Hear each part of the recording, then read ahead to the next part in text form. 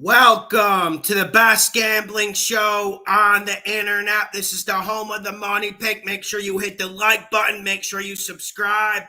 Christmas Eve. Merry Christmas tomorrow. And listen, man, it's been a great year. We've won a lot of money, and I really appreciate you guys sharing the videos. You guys probably noticed about a month and a half ago, YouTube put the clamp on my algorithm, but we've been getting more views, getting more money, so I really appreciate it. I really hope the best to you and your families. Just a message to Patreon users who will be watching this later. It's going to be the same as last week. I like putting the bets up Friday afternoon, but with the disease going around, can't use that word on here. With the disease going around, we have to wait till last minute, and that's what we have to do, man. So, like I said, I like getting them to you early, but it's not responsible. I got over 1,000 people on Patreon, lots of money being bet, so I can't put in bets if 5-6 players are going to be scratched by the time I put in the bet, if you understand what I'm saying. Yo, what's up, Tony? What's up, Willie Roberts? How you doing, man? I'm good, man. I'm good. Let's go, Tico. What's up, Tico? I saw you getting on me about the Bears upset pick this week. You're probably right about that. Okay. I'll start with this one before I get to the Patreon questions. What bets should we avoid making this week? Any bets? Well, let me bring up the odds right now, because that's an interesting question. That's a good one to start with. One bet I would seriously avoid is Houston. I know people want to pick Houston to cover, and I know that game's up to plus 10.5, but I would not pick Houston to cover that game. I did see that floating around. It's just look at like the injury report, look at the disease list for Houston. You can't really go that one. Willie, you just need to pay me $5 a month on Patreon. I'm not like those snake oil salesmen who don't even win and they charge you like $100. It's $5 a month on Patreon. So that's where I post the bets. That's the only advice I can give. I just post the bets that I make, that because like I'm not going out to get a job. Like I said last week, I might as well get a face tattoo because I'm never going out to get a job. So anything I post on Patreon, that's about as good as advice you're going to get from me. So, yeah, that's where I post the bets, man. Yo, good morning. Good morning, man. First time we've been on in the morning. Morning. Got the cappuccino. Let me get to another bet. I don't want people to take Minnesota plus 3.5, plus 3. I understand the temptation. I understand the Rams are inconsistent. Also, I do see a lot of you guys riding with Buffalo this week. I wouldn't do that. That's the quickest I can answer your question. What's up, Isaac? Let's get this money, man. It's going to be a good week. It's going to be a good week. Even throughout these last 3 crazy weeks, we've been in the plus. So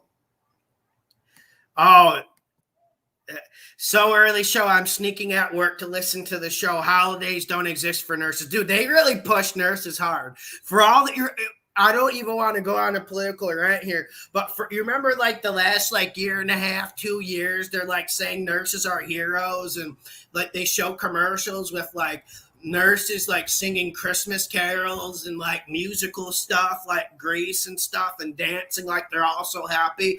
Like so many nurses were laid off during this whole disease, and then they just use you guys as disposable objects. You guys really are just disposable slaves. I don't want to be rude with it, but you guys really are. And then also, I used to date a girl who worked in the hospital. She was the nicest person ever.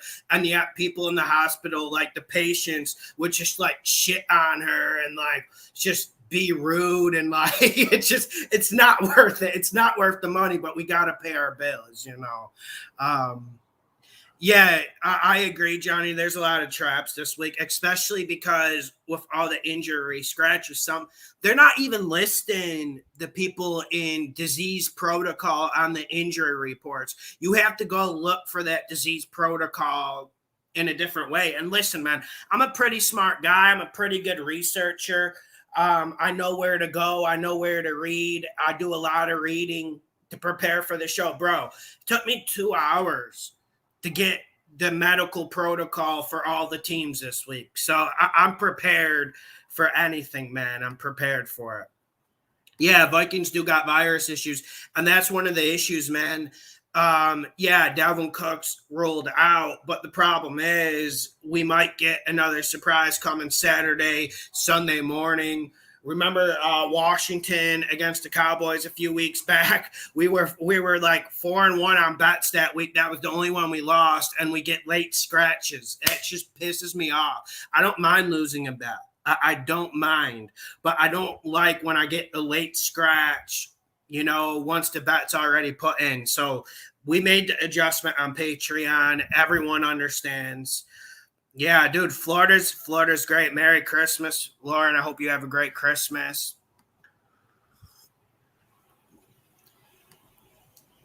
Jarrett Hart, what's up, Lawson? When you get a chance, check the message I sent you on Instagram. Bovada is trying to screw me. All right, yo, Jerry, I will. I'm backed up on Instagram, so just keep sending it. I got to hear this, man. And don't you have like a different username on Instagram? It doesn't say like Jared Hart. But yeah, I'll check that out, dude, because Bovada will screw you. I said Titans to cover, and I told people not to bet the game. What was the complication with that? What was the complication of that? And really, like, I think the best advice I gave was not to bet the game. On Patreon, I said I'm leaning Titans plus 3.5. Never said anything about money line. And when the fuck did we start betting money line? If I started to keep track of money line record, I had one of the best money line records in the world. I don't keep track of it, but there is someone who does keep track of it. All right, bro, I remember. Oh, okay. Okay, I know your Instagram. All right, I'm going to get to the Patreon questions, and we're going to get guests on. I got 2 guests lined up. We're going to get Tony on. We're going to get Lauren on. Okay, let me get to the questions on Patreon. 1 second.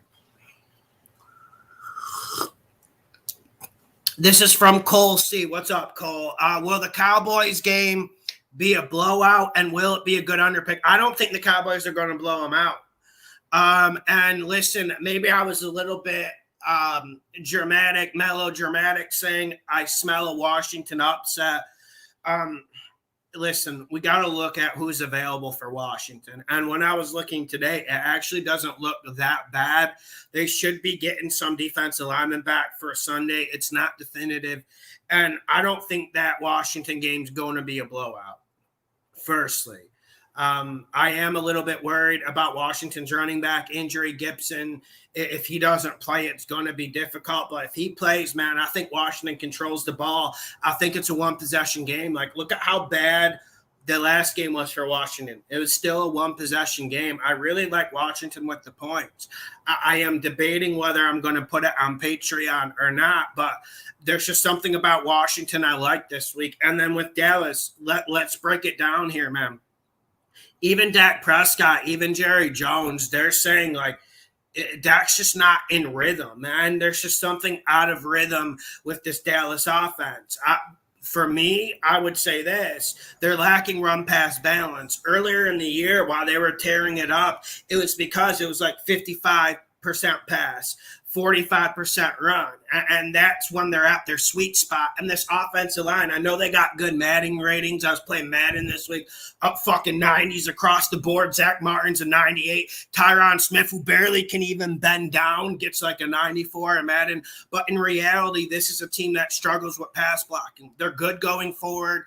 I actually really like Dallas when this offensive line is going forward using play action. But if they're dropping back 70, 80% of the time in the pass block, they're too slow. They move like they're in quicksand and mud. And Washington has a defensive line that will get at you. Like I said, we have to see the medical report for Washington. That's really what it's about. I read an article that Kellen Moore is saving good stuff for the playoffs. That's yeah, maybe. You don't want to show everything, but you got to say this, like, Cowboys offensive slump has been 5-6 weeks, and this defense really isn't all that good. The defense has two superstars and a pretty good player in Randy Gregory, like Parsons, Diggs, and Randy Gregory.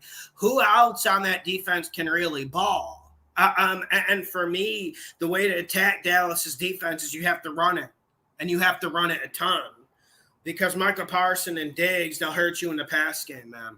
They'll hurt you in the pass game. But how does Dallas have a good offensive line? I don't see the good offensive line.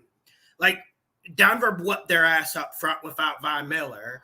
Can we get another game? I mean, dude, okay, they blocked the Giants. They blocked. It's just like, I don't know, man.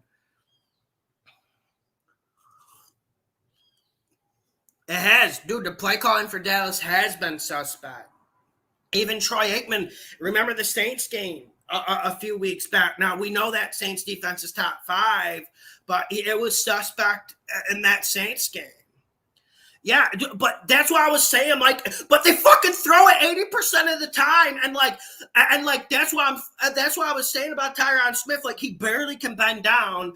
They have to, like, piece him together with, like, sponge and glue just to get him out on the field, and yet they expect him to pass block against speed rushers like 80% of the time. It's just unrealistic, and something's not working there. Like I said, man, it might not be a bet due to Washington's injury report, but I don't see this blowout that everyone else is seeing. I just don't see it.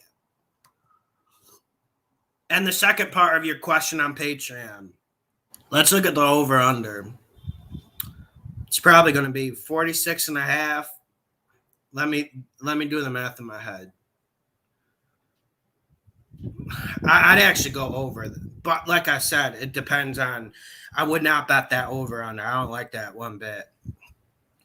Yeah, Dallas always throws on first down, and I don't mind throwing on first down, but gee will, like, it's okay to run the ball once in a while. You do have Zeke the Freak Elliott.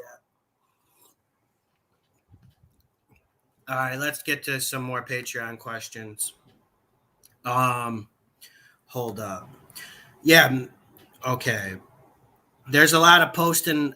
What? Come on, man. What? Sometimes Patreon pisses me off, man, with this. Okay, let's see if I actually.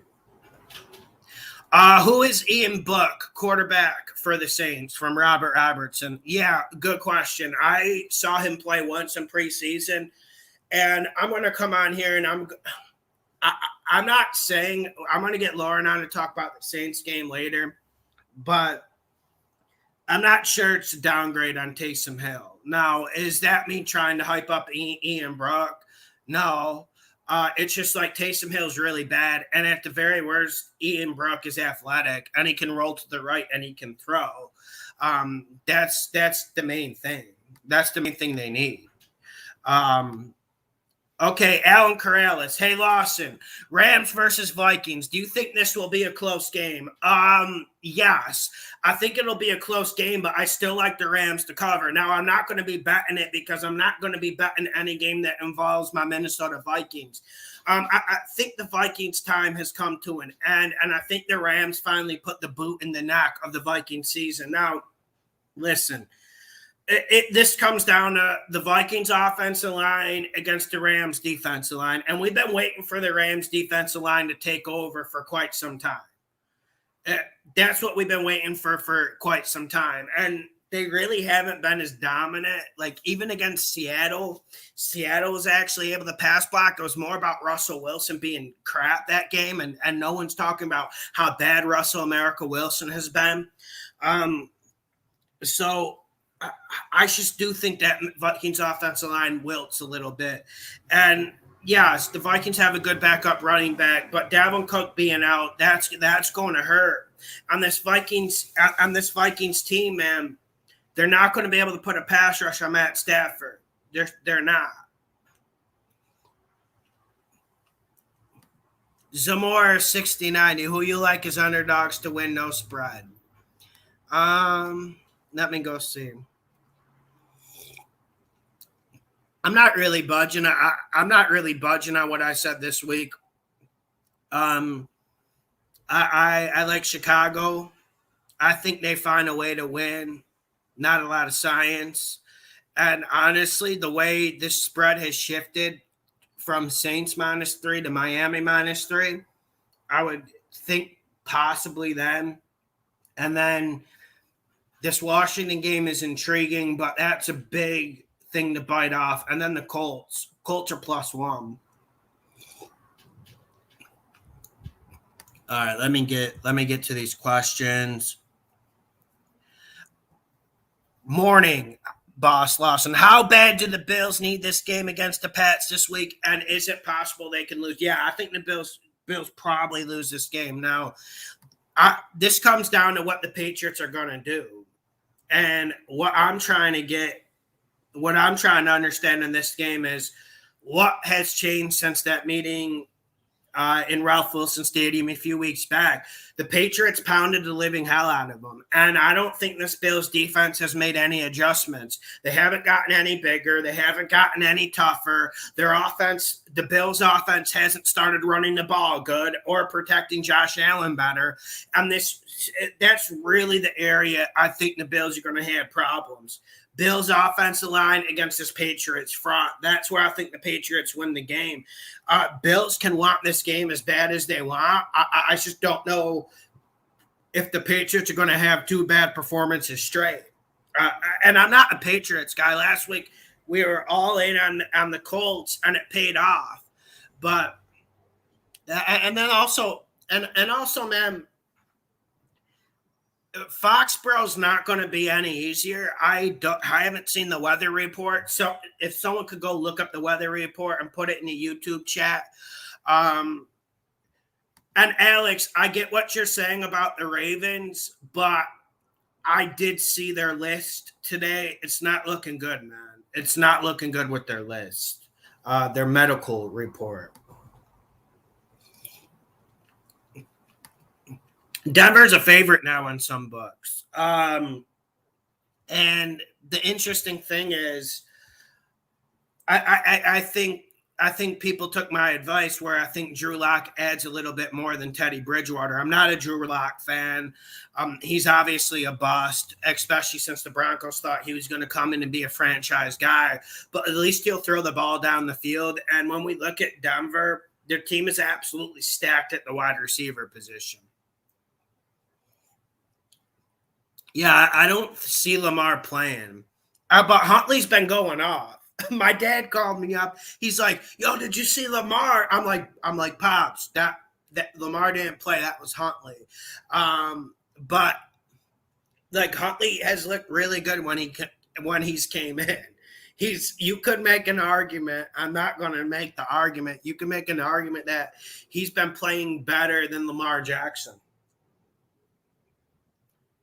That's what makes it interesting. And I'm a little bit nervous about Joe Mixon's prognosis because we know the Bengals, if they don't run the ball, they don't have the offensive line to drop back 70, 80% of the time. And especially with Burrow's finger and the Ravens defense starting to play better. Although, did you see Martindale, the defensive coordinator from the Ravens, talking junk about Jamar Chase? Like, listen, I've been saying for 5-6 weeks, Jamar Chase has fallen off, and he had one of the worst wide receiving performances I've seen in this league's history against the Los Angeles Chargers a few weeks back. But he's like saying, "Oh, we don't need to double him. We don't need to double him." Last time they played, he went for 200 yards. So, I mean, I wouldn't want a defensive coordinator doing that. Yeah, dude, I don't think there's any difference between Bridgewater and Locke.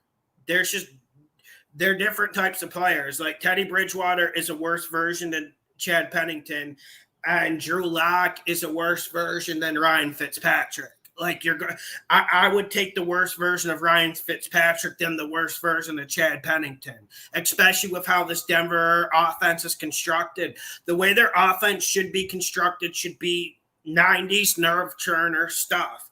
You run the ball, and then when it's play action time, we're pushing that shit down the field, 20, 30 yards down the field. Yes, we're going to work some stuff underneath. We got a really good tight end. Of course, we're going to work it underneath, but it should start with the run and then play action to throw it deep, not play action to dump it 2 yards. And that's Teddy's problem. And Teddy is actually one of the worst quarterbacks in 2-minute drills. So we'll see. And we'll see what Raiders team comes out. Yeah, wide receivers really don't win football games. But what are you going to say to A.J. Brown last night? He won that game by himself. Listen, I actually have to talk about that game. Yes, I picked Titans plus 3.5, did not bet it. I didn't want anyone betting that game. But with all those offensive line injuries on the Titans and seeing what Tannehill and Brown did, I felt like it was a miraculous performance. The stats weren't all that good from Tannehill, but if you watch how his offensive line was getting decimated and obliterated with the Bosa brothers, with San Fran, man, it was crazy, man, what A.J. Brown did last night. And Tannehill like had 1.5, 2 seconds to throw every single play, man. Oh, dude, yeah, you can't drink the water here. What's up, Jeff? Yeah, no problem, bro. We'll get you on a call-in show before the year ends. Yeah, man, you can't drink the water here. Yeah, that's the first thing. When you're in one of these places, you can't drink the water. But I mean, I got a water cooler now, so that's what you guys got to get, man. Yo, have a great Christmas, Jeff. Have a great Christmas. Huntley for MVP. I like this one. Colts or Cardinals? Colts. Listen, I think we're going to see a response out of the Cardinals. It's just, you guys been noticing the same things as me, right? And I said this week 5 or week 6 when I picked San Francisco to beat them in the desert. I don't think their offensive line is physical enough. And Cliff Kingsbury, he's slowly been getting away from the run. He seems to want to throw it every play like he did 2 years ago. Kyler Murray's banged up. He hasn't healed up, and he's too small to take these hits. He takes like 6, 7, 8 big hits a game, and there's only so much they can do. And this Cardinals offense is out of rhythm. And DeAndre Hopkins is obviously hurting the team, man. With him being out, it's obviously taking a big chunk out of the offense.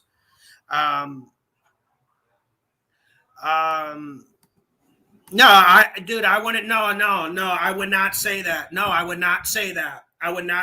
Look at the touchdown when it was 10-10 when Tannehill threw it to go away. Norman was in like outside bail coverage. Fucking Brown runs a post. Tannehill throws it in 1.5 seconds right before the safety can get there. Man, that was beautiful football from Tannehill. No, bro, you're wrong, man.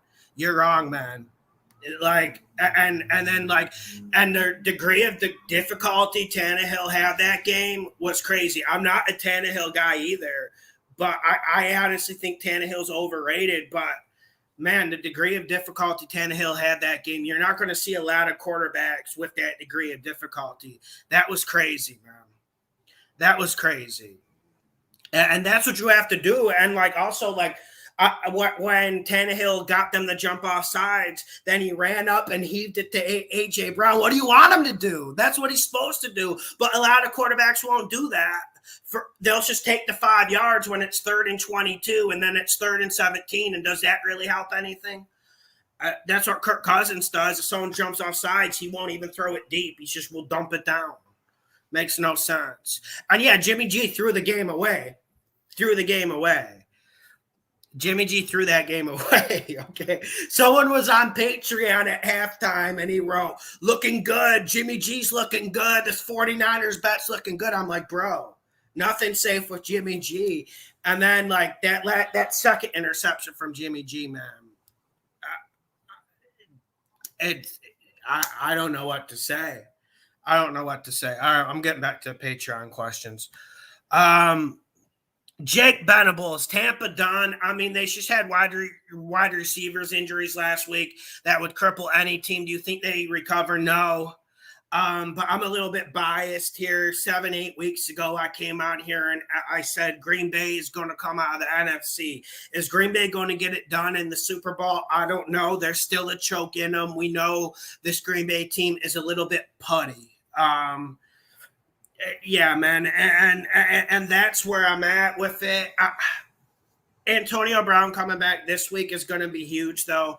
I still think Antonio Brown's the best receiver on the team.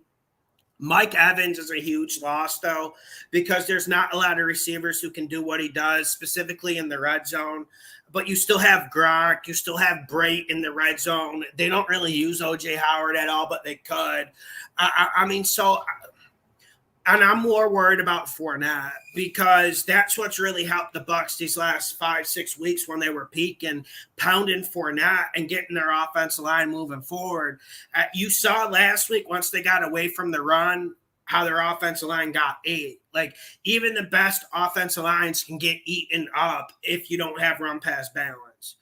Yeah. I don't know what Antonio Brown's gonna do. Do any of us know what Antonio Brown's going to do? I just know he's the best receiver on that team. Appreciate it, LJ. Yeah, 17K, man. Appreciate your support, bro. Yeah, it's been a good ride, man. Okay, let's get to. Okay, I don't want to miss these questions, but they can't even fucking put a Patreon like makes the shit like it's not even in order. Hey, John, do you bet Patreon teasers? Yeah, I do bet them. If so, how much compared to the normal 700 that you put up for single games? I normally put 50 on the teasers I post. Just 50. I was just doing for fun. Okay, this is from Jonathan Yen. Hi, John. Just your thoughts on 3 games, if you don't mind. Cleveland, Green Bay, Indy, Arizona, and Bills, New England. On all sides of the game. Okay. Have a great Christmas with your family. Hope you're enjoying your new home. Thank you, Jonathan. All right. Let me get to Cleveland, Green Bay, because people were talking about the games yesterday as well. So let's just get to it. Like right now, it's Cleveland plus 7.5 at Green Bay. I was looking at Cleveland's report today. Let's go look at that right now because they've been one of the teams hardest hit with the disease. Where are they? Okay, they're still pretty hard hit. Is Baker going to be back? Have we gotten any confirmation that Baker Mayfield is going to be back? And my instinct is Cleveland plus 7.5. I still think the Packers win, but my instinct is Cleveland plus 7.5. I don't know how they're going to do it. I don't even think it matters if Cleveland wins. I think they're mathematically eliminated either way. I know they probably have like a 5% chance to sneak into the playoffs.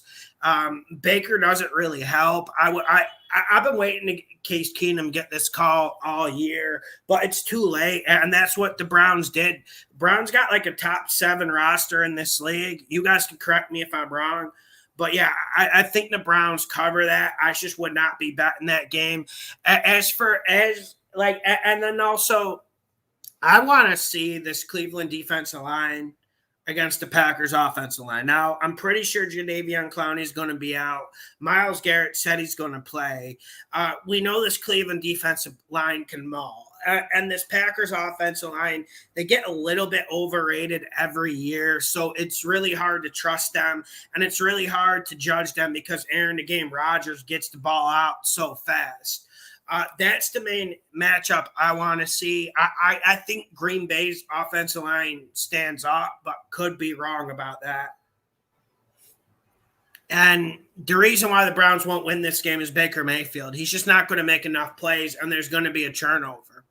So I do think this is a tricky game for the Packers. I think it's going to be harder than people think, but Packers are still going to win.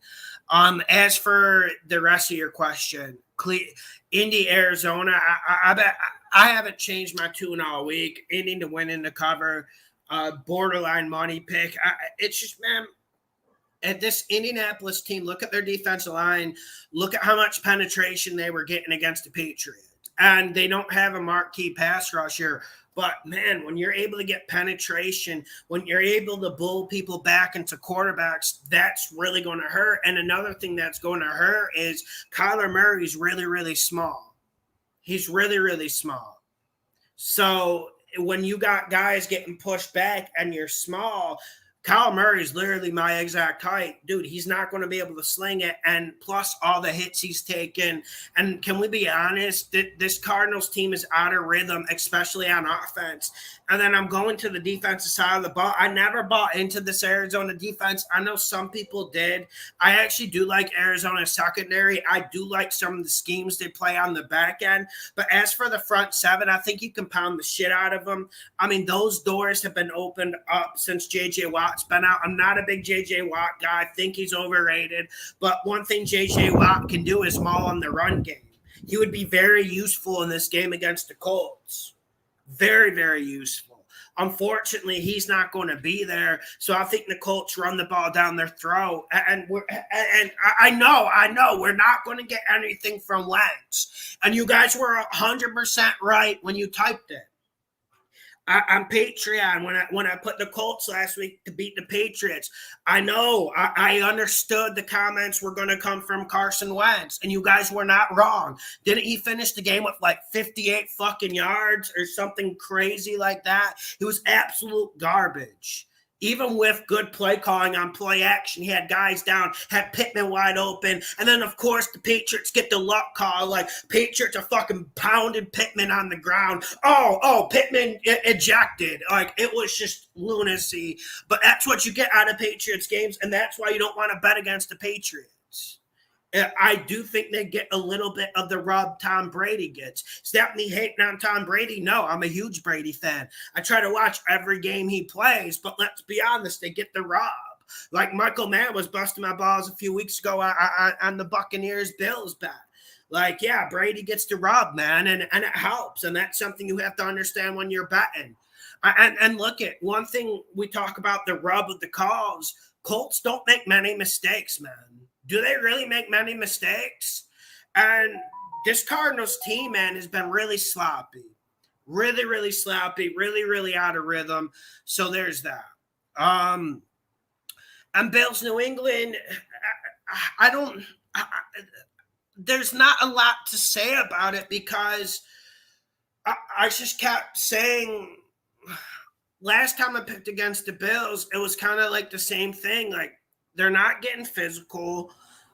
There's no big uglies going into the front seven. Their offensive line's getting their ass whooped. The Bills haven't started running the ball at all. And so what really has changed from that first meeting? I mean, the weather's not going to be great in Foxborough. It's not going to be like 60 degrees with 5-mile-per-hour winds. Where's the weather autist guy? Post a weather report. I'm sure it's going to be somewhat windy and nasty at Foxborough.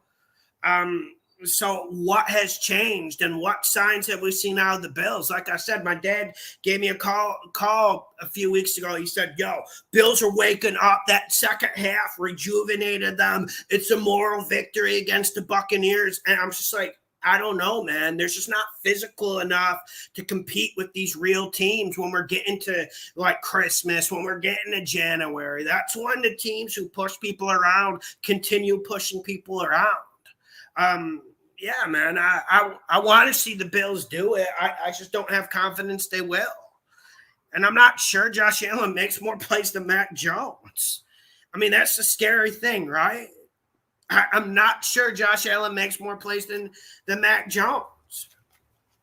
Yeah, that's just where I'm at with this Bills offense. Like, and how are they going to block the Patriots front? I'm a little bit concerned about it. And I think maybe we should be giving the Colts more credit than saying that, like, the Patriots are done.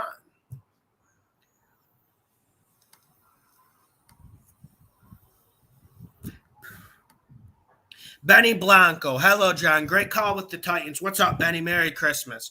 What are your picks for both games on Saturday? Okay, let me go. Cleveland to cover, Green Bay to win, Colts to win in the cover. Colts to win in the cover. I really like it. Kamara Jaden, John, why don't you bet on Thursdays? Just wondering. Yeah, we are 2-0 on Thursday night football this year, but I don't like primetime games. I don't like betting them. It's a rule I always had. Listen, every rule is there to be broken a few times. That's why we have rules. And I'll break it from time to time if there's a matchup that's just so delicious to me. But on Thursday night, crazy things happen. Like, listen, San Fran should have won that game by 20 points. When your defensive line is destroying the Titans' offensive line, when you're like when this Titans offense was so bad in the first half that they couldn't get out of their own way, they were at least running it a little bit, but Tannehill had no room to operate. And so what was he, like 7 of 9 for like 29 yards at one point? And listen, San Fran should have won that game. It's just an example of all the crazy shit that happens on Thursday night. I think the Titans plus 3.5 was a great call. It felt like a great call when I did the show on Tuesday, but I did have to sit through 60 minutes of Titans football against the Steelers, and it was tragic. And if you had to sit through that Pittsburgh Steelers Titans game, you would be hesitant to bet them too. Yeah, dude. It was, they would actually look better against the Steelers. They actually did. I don't. It's just like Jimmy G. Like, he threw that same pick, that second pick he threw against the Titans last night was the same pick he threw against Seattle that changed that game. Yeah, it's just. Ty, Bengals were a lock last week, baby. I put up big money on the Bengals. They were a lock last week. They were a lock earlier this year when they're plus 6.5 on the road to Baltimore, and we bet that one too. But yeah, you could also make an argument saying there's no locks in the NFL, period. I don't think the Bengals are all that bad. Okay, let's get to some more questions. Favorite bet of the week. Jordan, I'll be posting the favorite bet of the week probably Saturday morning. I'll get them up Saturday morning. Okay. All right. I think I got pretty much all. Okay. Let me get to some questions down here. Let me reload the page. And guys, thank you for coming on early in the morning. I like this early morning type stuff. Carlos Ibarra. Hey, John, Atlanta -6 is the play for Sunday. You would think, right? I really like the -4.5. And listen, yelling money when you got Matty Melt on the field, it doesn't make you feel confident. But if Goff's out, like the reports are saying, don't count him out, though, especially because you can get back off that protocol rather fast. But if Goff's out, I just don't see how the Colts are going to do it. Yeah, but how are the Colts going to – how are Arizona going to win by 14? But how? Like, they could win the game. I think it's either way. It's going to be a close game. But how's Arizona going to win the game by 14? Like, what are they doing that's all that great right now?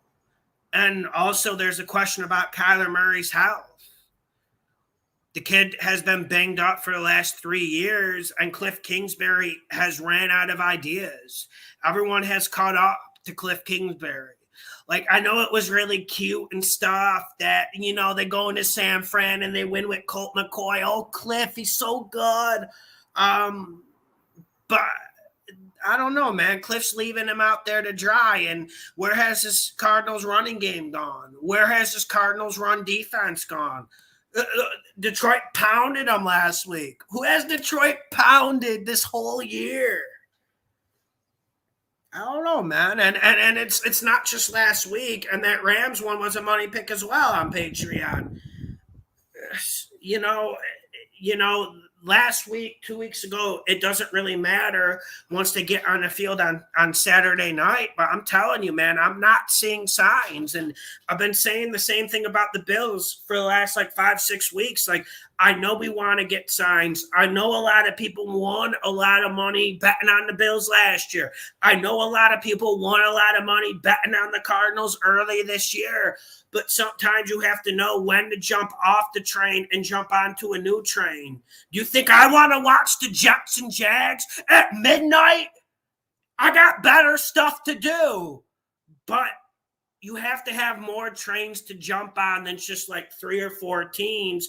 And that's why I see people grasping at straws and tea leaves, hoping the Bills turn the corner, hoping the Cardinals turn the corner when there's no evidence.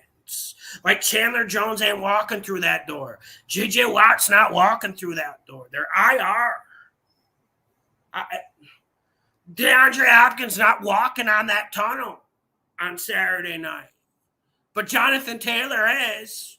Quentin Nelson is. I just want to know how the Cardinals win. Can someone come on here and tell me how they're going to win this game? Especially if you're saying like by 14 points. It's going to be tough, man. It's going to be tough. And I missed out on the Cardinals party early this year. Credit to you if you were on that. I missed out on it. But I've been gaining on them the last like 5-6 weeks. Because Cliff Kingsbury is Cliff Kingsbury. And are you guys seeing any creativity in that offense? Like, and I talked about the degree of difficulty that Tannehill had last night. People aren't giving Kyler Murray enough credit. Go watch the Rams film. Go watch week 5 against San Fran, week 5 or 6. The degree of difficulty was 100. Kyler Murray snaps it in shotgun. 2 seconds, the guy's in his face. He has to roll. He has to float back, throw one, 30 yards on the sideline, back shoulder to DeAndre Hopkins. He made 5 or 6 of those against the Rams, 5 or 6 of those against the 49ers. But you know that's not sustainable, right? It's not sustainable. And they need to get something going underneath. They need to get A.J. Green involved. But A.J. Green is kind of like a retired player at this point. It's like the same thing with Julio Jones. Julio Jones is like a retired player. In Brazil, we say this about soccer players. Like, he's in retirement. He's still getting checks. He's still getting praise. But in reality, it's like retirement level stuff. And Julio Jones is in that category. A.J. Green's been in that category for 3 years. And listen, I took the bait on A.J. Green. You know, I wanted to bite the A.J. Green cookie. I liked adding him to the mix. But come on, bro. Like, I don't even know if he's better than Larry Fitzgerald at this point. And Larry Fitzgerald's sitting on his couch. Larry Fitzgerald's season last year was better than anything A.J. Green's done. Yeah. Okay. Gonna finish up the Patreon questions. Paul, I'm pretty damn confident on the Colts, but Paul, I still have to go look, wake up early Saturday morning and view the injury report, and the medical report, and then make sure no one's testing positive. You know how this goes at this point. Michael Rodriguez, hey Lawson, any changes of opinion on any games from your Vegas spread video from this week to now? Yes, thank you. Thank you for asking me this, Mike. I got the Broncos to win in the cover. Listen, I'm not a Drew Lock guy, but we know Drew Lock's going to do 2 things. He's going to take chances, and he's going to try to throw it deep, and he's also going to make dumb mistakes. But at this point, it's a better evolution for the Broncos offense. We start talking about the Broncos, we start losing viewers. I know. It's been that boring a year with them. But I think Locke they're equal. I think Locke is equal to Bridgewater. They just have different styles of play. I would take Locke in this. I use CBS Sportsline and I use Pro Football Focus. With the medical reports, I have to use like 3 or 4 different sites. Like I said, I woke up early this morning and I just killed like an hour and a half looking at this stuff because they're not even posting the people who are out with medical issues on the injury report, which is really a damn crime. Because people are busy, people got jobs, people got families. Who has time to go look for like the 24 players on the Texans who are in protocol, or the 8, 19, 20 players on the Jets who are in protocol? Be careful about those games. They really should be moving Jags and Jets to Monday or Tuesday, and they really should be moving Chargers, Texans to Monday or Tuesday. Yeah. What's up, Wanda? Merry Christmas. What's up, Wanda? Uh,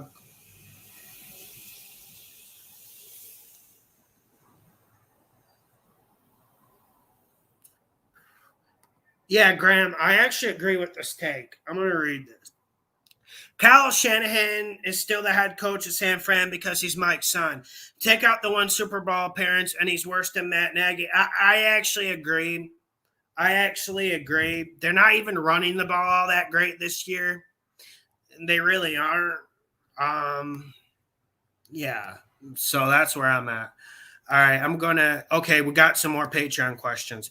Anthony DeMario, J-Law, I need to pick 2 in a suicide pool this week. What do you think of the Chargers and Eagles straight up? Also, get Atlanta. Okay, Eagles are decent this week, but go Atlanta. And then also Chargers, go Chargers. You're thinking the right way. Especially with Houston's problems. There's no chance of an upset from Houston. And like I said, they got the most players on protocol. They got more players on protocol than any team last week, yet the NFL's not going to move their game. It's just kind of cheap. You know what I'm saying? Yeah. And it's baloney, man. It really is baloney. Because like, listen, like, I make money with the NFL. You guys make money with the NFL, and we're fans, and we want to see integrity of games. And yes, the Texans are important. No one gives a fuck about the Texans, but also we like to bet, and we should be able to bet on something that's fair.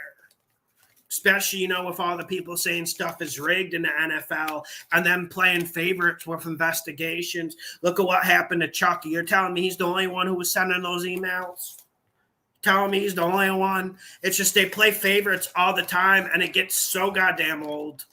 I'm just sick of people playing I'm sick of people playing favorites, man.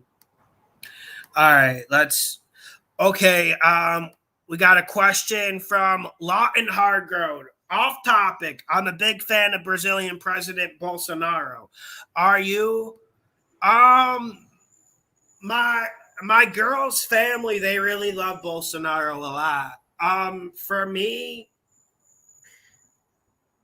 I listen, I don't like participating in politics because you can go watch this documentary from Adam Curtis, but he pretty much explained, and I've noticed this a long time too, since the 1970s, early 80s, politicians don't have power.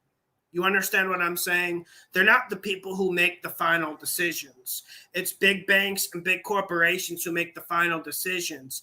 And then when you look at someone like Bolsonaro, he can be right about something, but he'll say it in the most uneducated way. So it makes the right opinion look stupid. And then the other side can say, oh, he's grog as hell. He's stupid. Oh, you stupid. You know how people like will call other people stupid and like say stupid like this. It's so pretty much like someone like him is useless. And also like democracy at this point is useless. I think we need a new system. We need a new economic system. We need a new everything.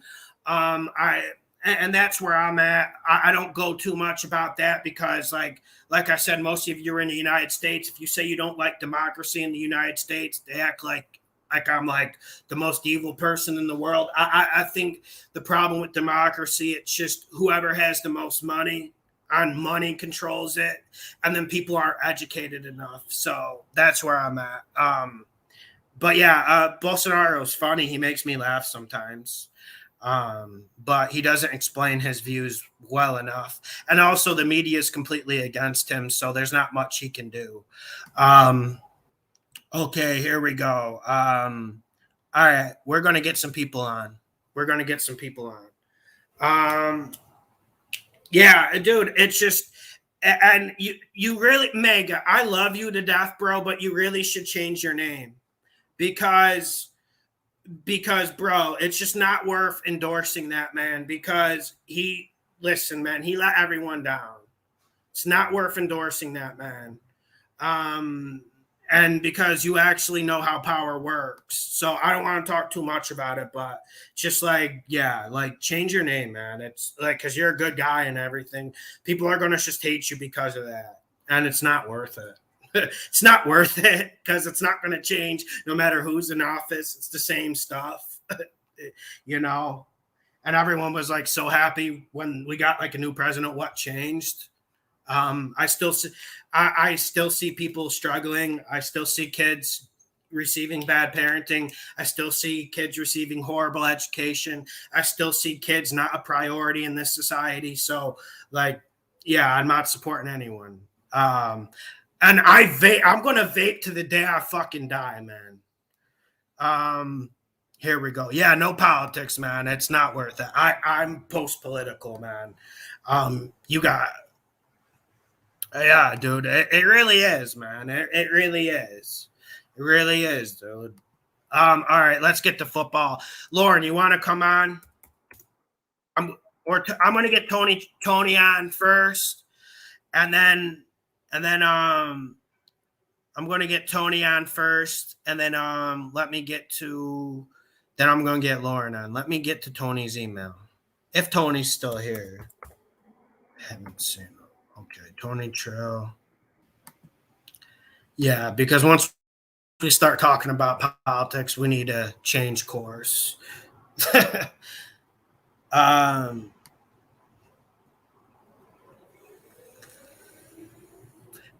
I got some Brazilian stuff.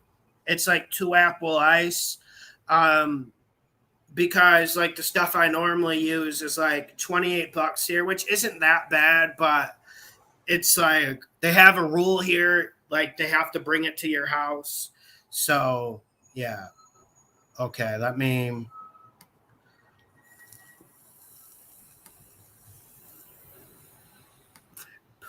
and I have to hit it extra hard because I have like an old cartridge and I'm lazy about buying them. And one thing about Brazil, like accessories are more expensive here.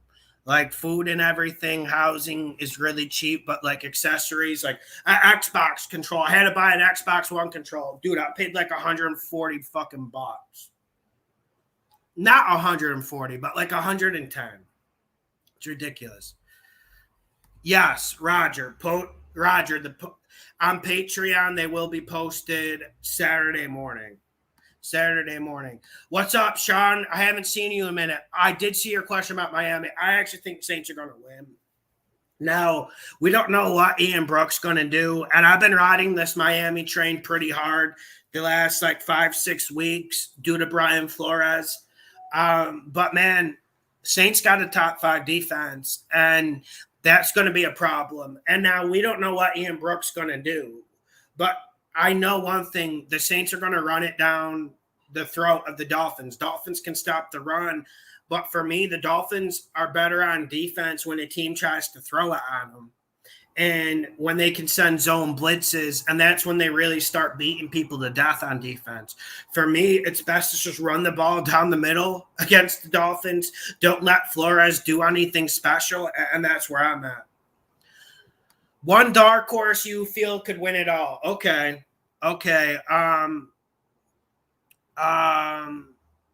Here we go. One dark horse to win it all. Let me think. Titans. Titans, because I really think the Titans have a top five defense. Now, people have been hyping up this Titans defense for the last 3, 4 years, but they're actually legit good. Now, they don't have a great defensive line, but they have an active defensive line. I actually always liked Evans, the linebacker. I remember when the Bills drafted him, it didn't go well, but dude, I've always liked him. I like their secondary, and I like how they swarm to the ball. Like, listen, Bengals defense isn't that good, but they swarm to the ball and they tackle people really fast and they hit you hard. Titans are on steroids with that. Titans are such an active defense. You have to respect it. If you get Henry back, if you get Brown back, we saw what Brown did last night. They still need to get Luan back. If they get Taylor Luan back and Saffold back, this offensive line is going to be top 10 in the league. And then they're going to be able to make movement. That would have to be the Titans if I had to go for a dark horse.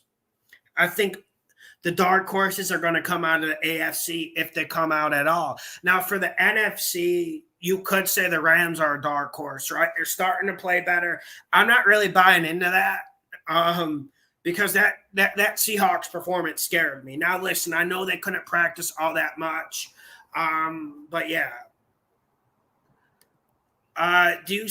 John, do you still think the Packers will win it all? Yeah.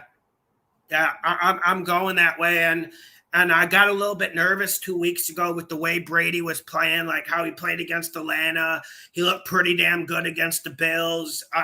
Brady was really building momentum, and that offense looked unstoppable. Last week, the Packers' future got a little bit of a breath of fresh air. Let's just say that. And I'm not impressed with the Packers either. They haven't really played good the last 3, 4 weeks, and I was concerned about their defense against the Ravens. But don't we have to tip the hat to Huntley at least a little bit?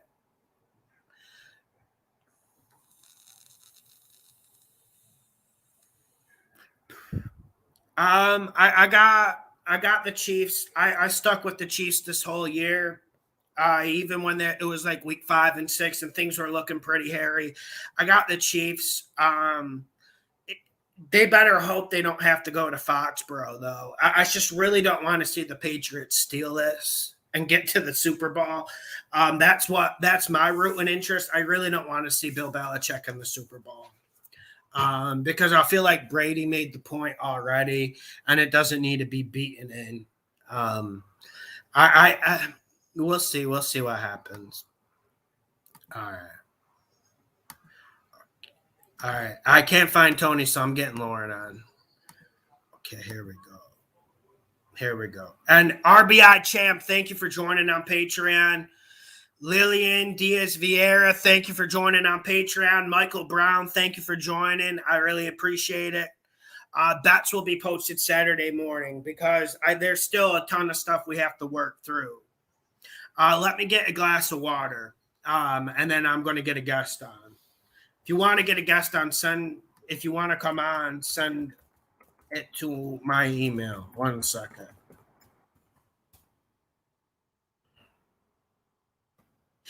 And if anyone wants to play me in Madden on Xbox One, let me know. Michael Mann whooped my ass. So I need a little bit lighter competition. I'm pretty good, but Michael Mann is ridiculous with the user shit. Like, anyways, I'm going to get some water. I'll be right back.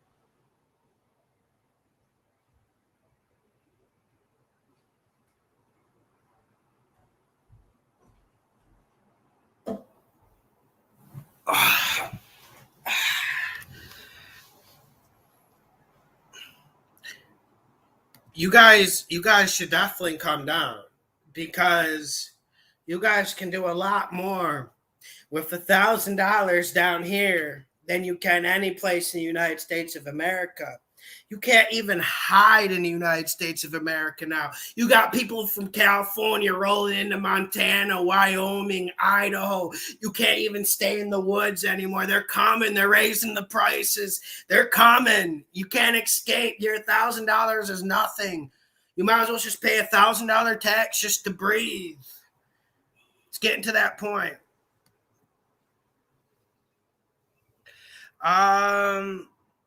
Here we go.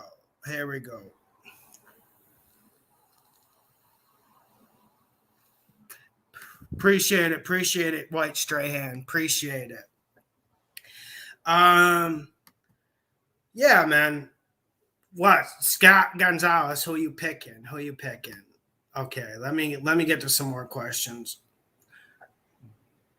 No one's on Xbox One. Anyways, it's good. It's good that you guys don't play a lot of video games.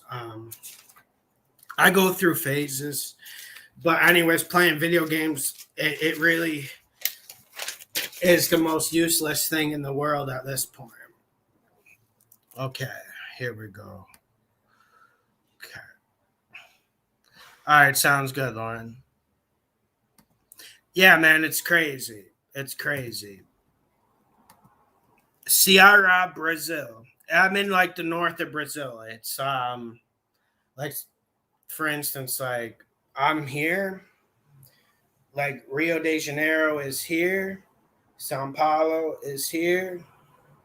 Yeah, so I'm like in the north, like I'm right on the equator. Playing video games keeps me out of the casino. Some people bet video games. Me and my friends used to bet Madden like crazy.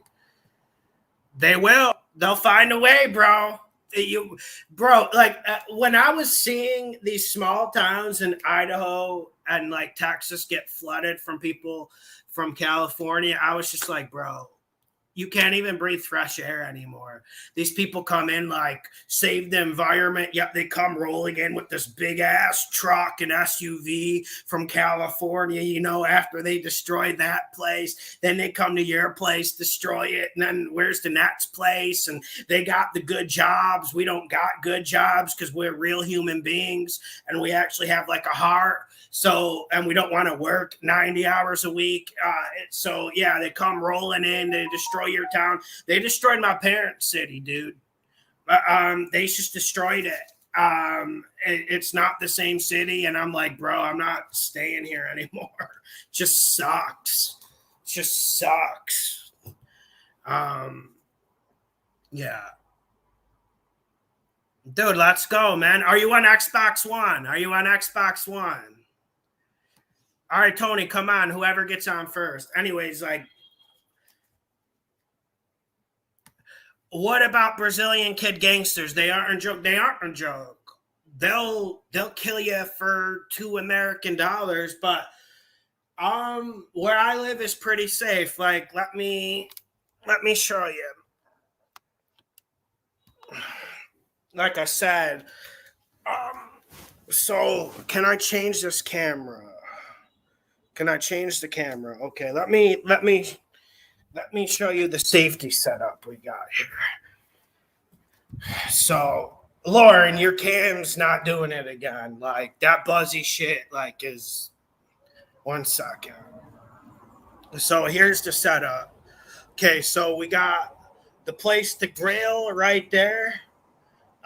Don't know if you can see it. It's like a wood grill. We got the pool.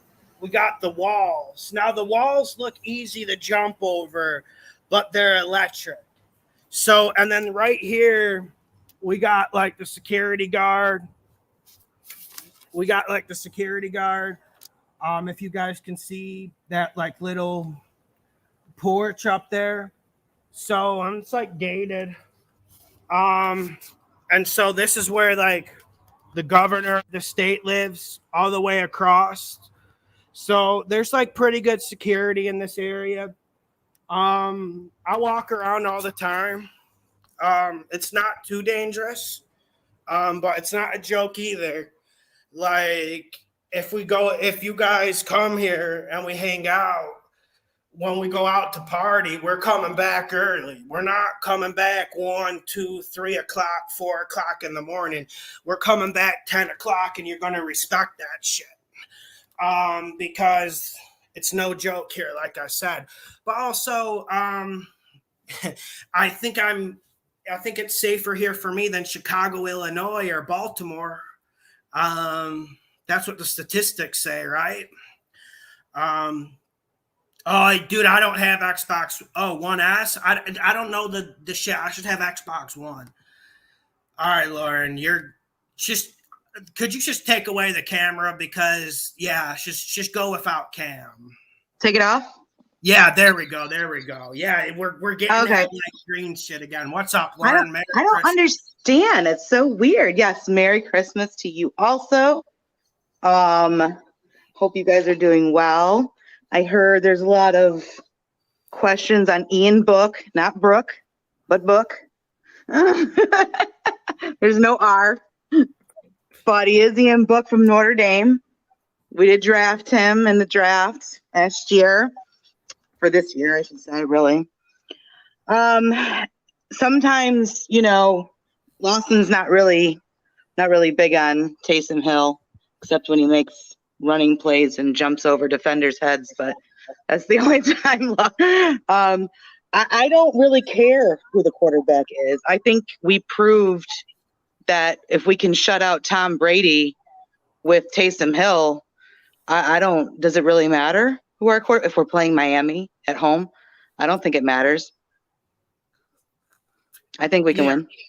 I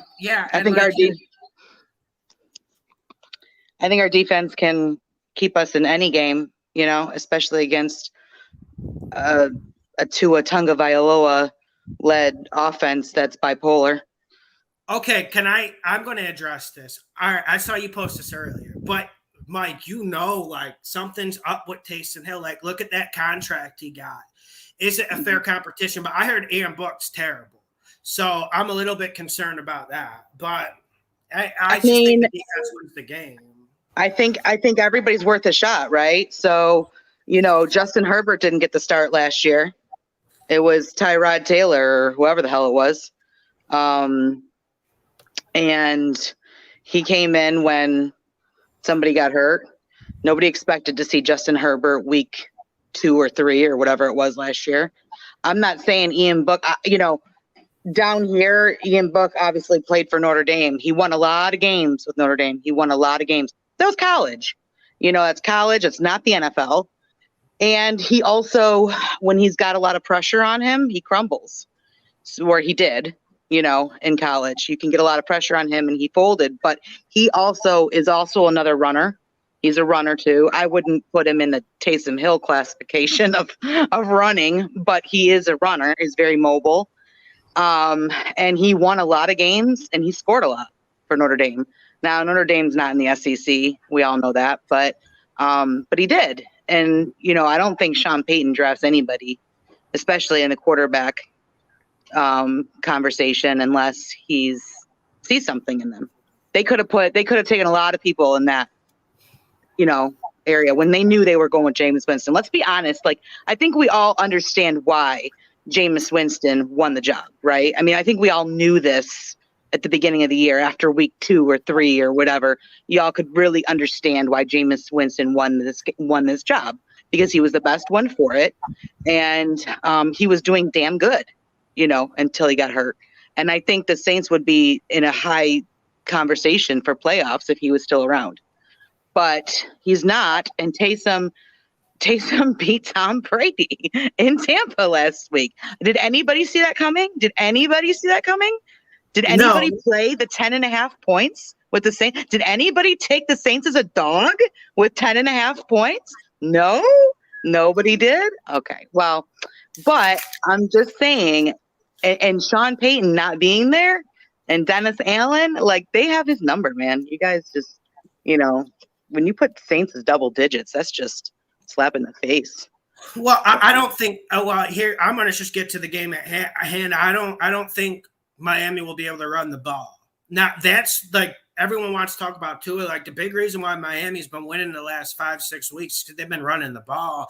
It's just damn near impossible to run it against the Saints, especially if they're going to key on it. That's why I think they're going to win. I think I think they're an underdog now. The Saints are now a dog, right? Yeah, +3. I really like it now. Woo. I mean, now, do you know that there's also that Blake Bortles is now on the Saints? No, I did not see that news. Unfortunately, I spend most of my days fucking reading medical reports. Unfortunately, like I'm a fucking doctor. I should get a fucking chart in here, a fucking nurse assistant, because I spend the whole fucking day reading medical reports. Just needed to vet to someone. Jesus. I see. Somebody should give you that MD after your name, Lawson MD. Fuck, bro. Like I'm like looking at. I'm trying to like do the math in my head. Okay, does he have the? Is he vaxxed? Is he not vaxxed? Like 3 days, 4 days. Like it's just out of control. What's the wait period? Yeah. Who did you come in contact with? Oh. Like it's ridiculous. Like I was looking at that Chargers Texans game today. Like, did you see how many guys the Texans got on the list? It's crazy. Can I just tell you that I am absolutely done, completely done trying to make heads or tails out of the effing Houston Texans or the stupid ass New York Jets. And now they got to play each other, and it's week 16, and I'm just now giving up on trying to figure them out. I should have done this and saved myself 5 years of my life about 10 weeks ago. Because you could have shot that over in any game the Jets were involved in because their defense sucks. Right. So I have zero desire to touch or include either one of. I don't care who's on the list. Who's got the clamp, whatever. I don't care who's got the disease. I don't care who missed the bus, who lost their luggage. I don't care who's playing, who's coaching. I want nothing to do with them. Any of them. They have zero. I mean, honest to God, they have nothing to play for. Either one of them. They have, and they have no spoiler alerts. I mean, if anything, I'm going to head the Jacksonville side. Just because, two shit teams playing each other, you might as well take the points. I don't know. I mean, it sounds like a stupid theory because probably is, but I would stay the hell away from it in my opinion. I can't even, there's got to be some other better appetizers on the menu than Jacksonville and the Jets. Really? Yeah. There has to be. That's like the definition of degenerate gambling. Although I really like the over in that game. I don't know. Let me see what. Yeah, I'm sure. Let me see where it's at. But watch the Jets defense shows up, and also it's only 41.5. And then also the thing you said about people missing luggage. A Houston Texans starting offensive lineman actually missed a game 2 weeks ago because he forgot his luggage. So it's just. It's getting a bit too much. Don't you have people that do that for you? Like, so like if both of you forget it, that's a problem. Like if you and your help. Yeah, well, at least we got breaking news. Blake Bortles is now in New Orleans. Yeah, so for those of you, Blake Bortles has been signed off of whatever practice squad he was on. I think, was it the Raiders? I don't know. Wherever he was. The Bucs. When did the Bucs get rid of him? I don't know, the Bucs. I don't know, whoever it was. He was on somebody's squad. He is not. Well, because let's be honest with you, knock on wood, I don't want to see anybody get hurt, but Ian Book is our last quarterback on the depth chart. So if something happens to him, is Kamara throwing the ball? Like, who's throwing the ball? You know what I mean? Like, so we had to have somebody. And in all actuality, it's not even 100% sure that Taysom's not playing. Not that would make anybody feel any better than not better, but he has a chance because they're Monday night. So it's well, isn't he unvaxxed? So they're not. you would know more than me. I don't know. Unfortunately, I think he's unvaxxed, so I think it's 10 days. But Oh, okay. I hear people saying it every week on Tuesday, Wednesday when I upload the spread video. They're like, Joe Mixon's not going to play. Every Yeah, I know. Joe Mixon is out. Joe Mixon plays. Yeah, so yeah, I know. And now I do know Delvin Cook is unvaxxed, but that does not change my mind on Minnesota being a very heavy bet for me this week. You're betting Minnesota? Oh, damn. Listen, hold on a second. I think it was like 2 or 3 weeks in a row in the middle of the season. I was on here and I was fighting for Minnesota, and I don't even like Minnesota. Okay. So, but I bet them against Green Bay. Does everybody remember that? Right. And I turned you on to them there, and they won outright. They're at home. They're in their comfort zone. Adam Thielen's probably coming back. I don't think Madison is a huge downgrade, like people, at all from Dalvin Cook. I think he can run the ball as effectively, and if anything, it's a little bit more sneakier because you don't see him as much. So Dalvin Cook, obviously, he's just off to the races and goodbye. See you later. I mean, you missed the bus trying to catch him. But with Madison, I feel like he's also very fast, and I think that he has, they're very lucky there. They don't run them together like they do with Chubb and Hunt and things like that. Madison pretty much just hangs out and sits on the sidelines until he's needed, and he's very fresh every time you need him because he gets 6-7 weeks off at a time. So, just remember when Le'Veon Bell was, suspended and D'Angelo Williams was on everybody's, 9th or 10th round draft pick for fantasy. And he was off to the races every freaking time you hit and he only had to play for the first 5 weeks. Well, I'm just saying, Madison's not a downgrade. I think he's going to be able to run against the Rams. I think the Rams have won a few games in a row to maybe now state their piece that they're in the mix, and this will be a letdown spot. They're on the road. I think that, I don't know if Higbee is back, but he's probably going to be out, but it's going to be a game time. He has a test on Sunday. Sunday morning he needs, but he could probably play. Matt Stafford misses Tyler Higbee. I mean, I know that Cooper Kupp is the main show over there, but Higbee was always kind of like, is kind of like his guy when everybody else is covered, and somehow he is that linky, tall, big tight end that just is in the corner that can jump over everybody else, and you know what I'm saying? So, I don't know if he's going to play, but I know if Adam Thielen is back, and I think Justin Jefferson can go, man to man on anybody, and even if it's 2-on-1, Justin Jefferson's going to catch the damn ball. I don't care if it's Jalen Ramsey. I don't care if it's whoever. He's playing such good ball right now, and at home in the dome with the points. I mean, nobody thought they could stay with Green Bay, and they won outright. So yeah, it's going to be difficult. But I know that they are 26-1 as home dogs. Yeah, I mean, I know you don't like stats. I don't know. I know you don't like stats. 26-1. But do they have a top 5 talent in the league anymore? I wouldn't say so. True. I know, very true. But I will tell you that Minnesota does. They don't lose games by very much. Okay, so one thing that any game that they've lost this year, I think, has been a 1-possession game.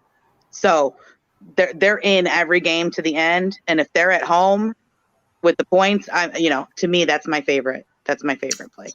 Yeah, I get it. It's just you have to forget the performance you saw last week, because I agree. If the Bears were a functioning team, the Bears probably would have won that game. Yeah, I get it, and there's also the Kirk Cousins factor, but Kirk Cousins might not. He's obviously older, and and but he's he's very smart. You know what I mean? He's not my favorite person at all, but he knows how to run an offense. You know what I'm saying? So, I mean, he's got so many playmakers. When you've got Adam Thielen and Justin Jefferson and a Delvin Cook and Madison and whoever else that tight end, unfortunately, that got hurt, that's really, really good. When you have all those playmakers, it's really, really hard to be bad. So, and they've found a way to lose a lot of close games this year, but they've also found a way to win when they were underdogs. So, me and Coach Zimmer aren't exactly, best friends because but I think. But we'll see. We'll see what the Rams' defensive line does because they couldn't even destroy the Seahawks' offensive line. No, not at all. And they didn't destroy the Packers' defensive line. So we'll see there. I think that's the big matchup. I think eventually the Rams are going to get the better of them. But Stafford, he's going to throw stuff up in the air too. Like at least Kirk Cousins, most of the time this year, he's been taking care of the ball better. So, yeah, he's not really turning it over. And that's why I say he's being, he's not really. If they win the turnover battle, they're going to win that game. Outright. And someone's saying Mike Zimmer has a new girlfriend. Oh, well, there you go. I mean, that makes all the difference in the world now. Oh, my God. All the difference in the world. I will tell you, I'm also on Denver. I'm kind of glad you changed your mind because I really don't want to be against you on that. Because Drew Lock's got to add something. Listen, people are overreacting to what I said. I'm not saying Drew Lock is better than Teddy Bridgewater, but they're definitely different quarterbacks, and they equal each other out. And look at this Denver team. You could throw it deep anytime. I'm looking for Drew Lock to hit a few deep balls. That'd be the difference. I hope. Are we really feeling good about Atlanta, the 6-point favorite? I mean, I want to say yes, but I'm feeling good about it. At 6, okay, we're still good at 6. I liked it when it was 4.5. Well, 4.5 is different than 6, but yes, I mean that's Tim what Boyle. Opened at. It's Tim Boyle, right? Well, and I watched 60 minutes of Tim Boyle this year against the Browns, so. It was one of the worst games I watched this whole year. We give the Vikings crap, we give other teams, but I give the Titans crap. But man, that game was one of the worst games I've seen. Tim Boyle's terrible, so there's not much they can do. Atlanta's got to win. They've got to win, and I love your Indianapolis pick over Arizona. I'm a big Kyler Murray fan, but who in the hell on that team is gonna stop Jonathan Taylor? Name me one. I mean, there's Chandler Jones or Buda Baker, whoever those guys are, all on that. But nobody is going to be able to take the wheels off of this kid.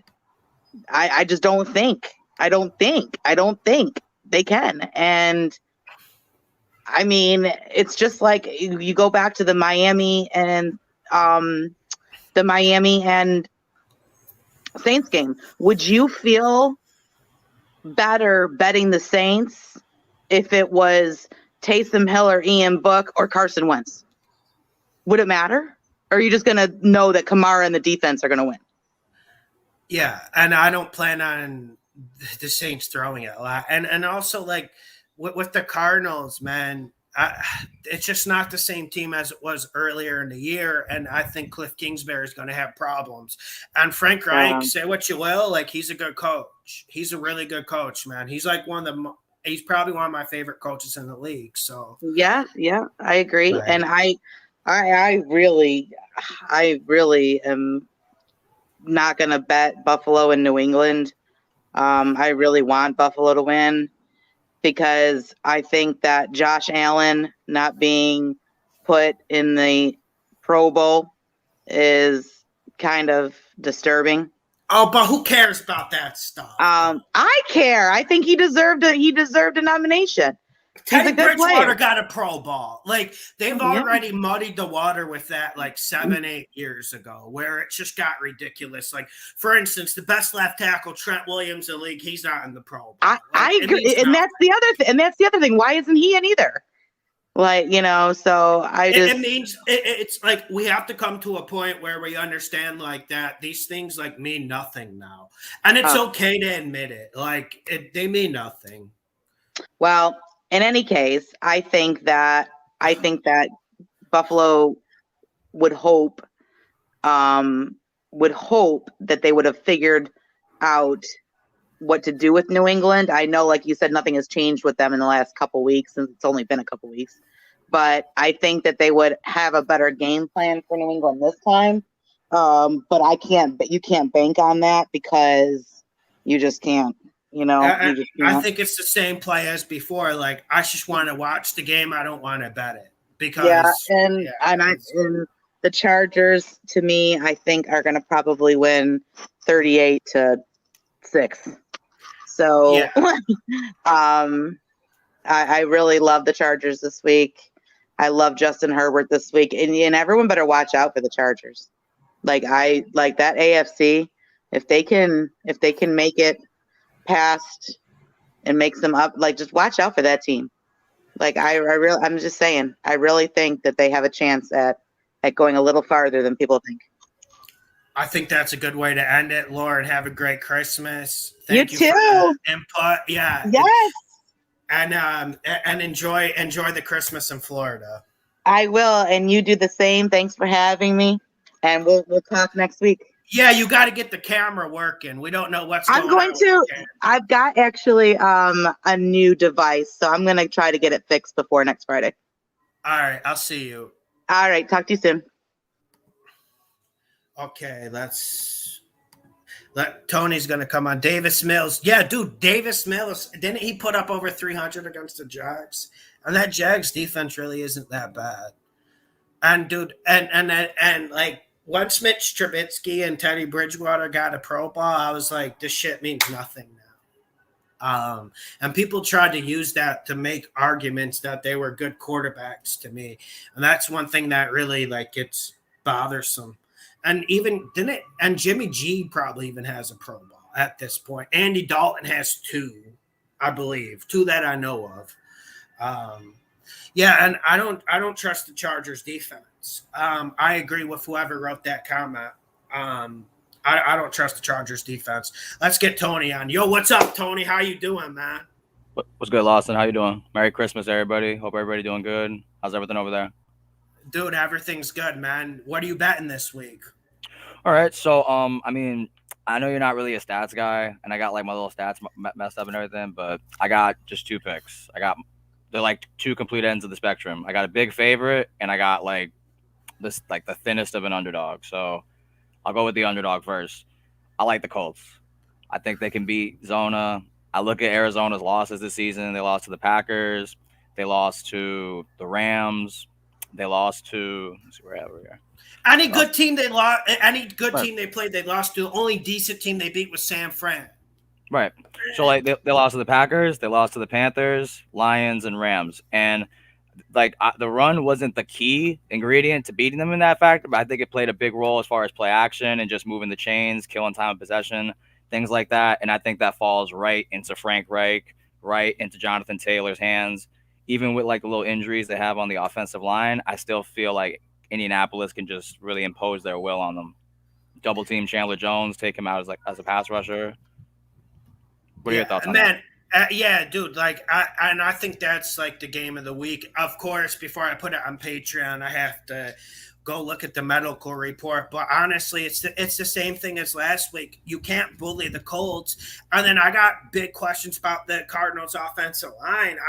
And this Colts defensive line, they don't have like a marquee pass rusher. I understand. Like, I get it. Like, we all want like that sexy defensive end who gets the 15 sacks. But for me, they're going to just fucking bull rush. And how is Arizona going to run the ball? And they need to run the ball. And they can. So I'm actually glad you talked about that. Like everybody, I like it's very off topic a little bit. I don't want to use this as like, oh, I use their playbook, so I know their offense. But you can get a little bit of an idea of what Arizona does by watching their offense. And in Madden, I use it. It's like an air raid, collegiate, jet sweep, read option. A lot of a lot of smoke and mirrors. I feel like Darius Leonard and those linebackers are athletic enough where read option isn't going to really be in like a real factor per se. And Tony, I don't think they can use the read option because of Kyler's health. Like every single year when it gets to week 7, week 8, like he hits a wall because, there's a reason why you can't use air raid in the NFL, even with the protection for quarterbacks. And did they even run a read option against the Rams? Correct me if I'm wrong. I didn't see anything like that. Right now, the Rams, they got like Leonard Floyd off the edge. But like you said, the Colts don't have that premier pass rusher. But they do got that right in the interior. They got Buckner and they got Stewart. And there's more. He's solid. Like he can get you a first down, but he ain't getting no breakaway run. You know what I mean? James Conner's so overrated. Like I saw on Madden last night, he had like an 83 and 84, and I just got disgusted. I think he's good in the red zone. Like it's like he could push through, but like that's just like this. He's got 14 touchdowns on the season. That's where he's getting most of his money in the red zone, I feel. Yeah, and aren't we to the point where we're at like Cliff Kingsbury fatigue? Like I can't even remember. Do they even have a player that you can use on like a jet sweep that's really, really fast? Or because with Hopkins out, man, I'm not seeing enough weapons. And AJ Green, what's he gonna do? Like you said, Larry at this point would be just as productive, if not better, for sure. And they got Andy, and Madden, they got Andy Isabella, they got Rondale Moore. That's the other thing. Their other receivers aren't as healthy as Hopkins is. Like everybody's thinking that they're fresh to go. Cardinals are banged up from all these tough fights they've had with the Packers, the Rams. These are physical games, Yeah. And another thing, Murray's got 20 touchdowns, 10 picks. Carson's got 23 touchdowns, 6 picks. So like Carson's not bad as like everybody's making him out to be. You know what I mean? Yeah. And he doesn't need to do that much. And I've been trying to say this whole year, the Colts' weakness is that receiver group. That receiver group doesn't have a whole lot. And listen, the thing about Murray too is I think he's played great this year. It's just what we've been talking about. It's starting to mount, and his margin of error is like some of the lowest in the league, like Tannehill with that offensive line last night. So yeah, we completely agree, man. It's going to be a good game. Cliff Kingsbury's got to ratchet it up. I don't think he will. Facts, definitely. Early in the season, they looked like they're not coasting, but they were looking good. Their offense was like really efficient, and now they're getting banged up. It's physical, and now we get to we're getting to December, and I'm not gonna lie, I think the Rams still got a shot at the division crown. To be honest with you, I think they can still take the NFC West. They really can. I think they will because Cardinals are going to lose this week, and Rams got to find a way to beat the Vikings. They can't be losing to the Vikings, even though the Vikings are dangerous. They can't be losing. I don't see the Rams losing that game. Just can't. I'm not calling it a play, but I would definitely lean more towards Rams just because, like you said, I wasn't really impressed too much from that Chicago game. They had multiple chances where they could have blew that game open, but Chicago was still in it to like the end, especially that last touchdown. If they kick the extra point, a lot of people cover, unfortunately. But that's how that goes. And like with the Cardinals this week, I see a lot of, they're not this bad. They can't lose 3 games straight, and like saying that stuff. Like, I don't know, man. Like, I don't know if like what happens 2 weeks ago because you lost matters what happens on the field. It's just the Colts don't make mistakes. So good luck. And the Cardinals make a lot of mistakes. Look at the Rams game. Yeah, and another thing, just to get back to like their playbook, it's like got like 4 single back formations. It's a lot of pistol, a lot of shotgun. So if they're not able to run like inside zone out of like a bunch like formation, things like that, if they can't get those simple rushing yards, I feel like they're going to come real one-dimensional real quick. And then Colts are going to start teeing off, maybe sending Leonard off the edge, something like that. You never know. Yeah, man. And Leonard's playing some of the best. It says Quentin Nelson returns to practice. Quentin Nelson set to play Saturday. Dude, I don't know, man. That's the news I'm getting, but who knows? At this point, I don't even care. Yeah, the injury report is so inconsistent. Like the Julio Jones, AJ Brown situation last night. Like I got like multiple, like they were gonna play, not gonna play. The injury reports are so inconsistent right now. Yeah, especially with the Rona list. It's like, yeah.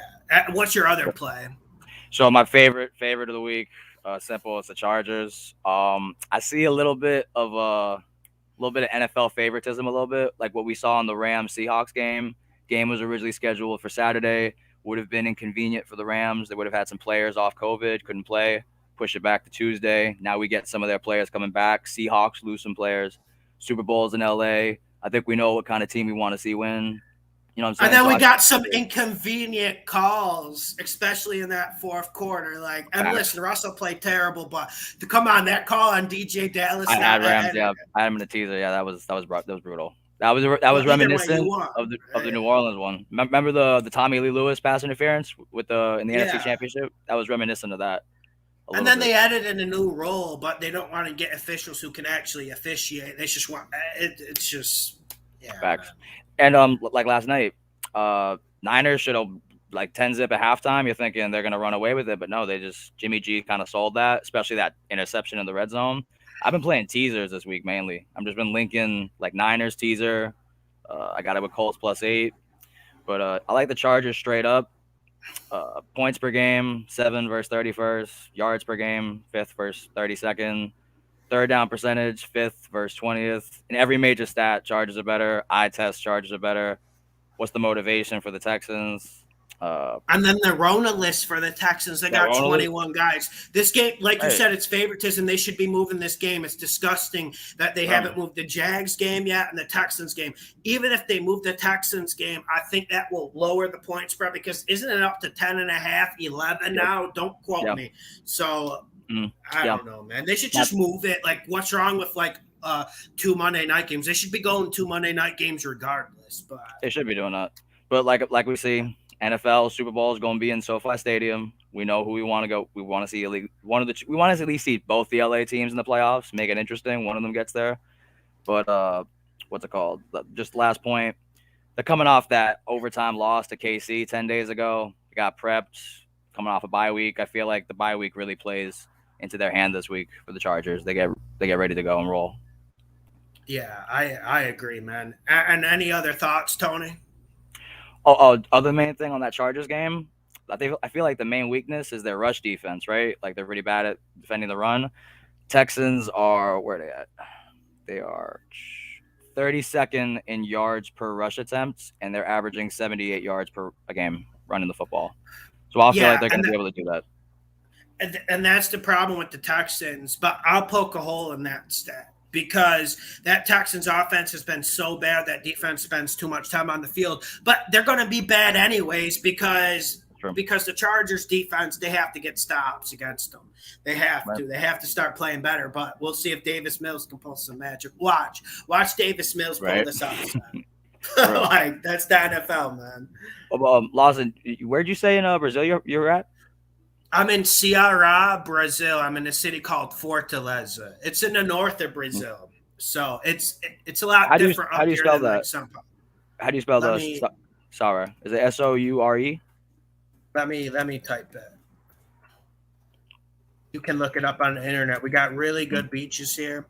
It's like more of like a Caribbean beach type vibe. So, dude, come down once. Come down one time, man. You'll love it here. I bet. No, that last video you had at the beach, that shit was beautiful. That was awesome. Dude, it's awesome. The only problem here is like the weed, like it's unedible. So like, you're gonna have to rough it that way. I don't know if you're a smoker or not, but I was liking those Delta 8 vapes, man. Yeah. But I was gonna ask you, like on your stream, like is it a strict no smoke policy? Like what's the whole situation on that? It's like they're strict. Like, dude, if you want to, you can go like walk to the favela like 2 minutes away and buy it. Fine. It's just it's really bad. It's like especially if you're used to what we get in the United States, you're not going to be able to do much with it. Yeah, man. Definitely. So, no, yeah, for sure.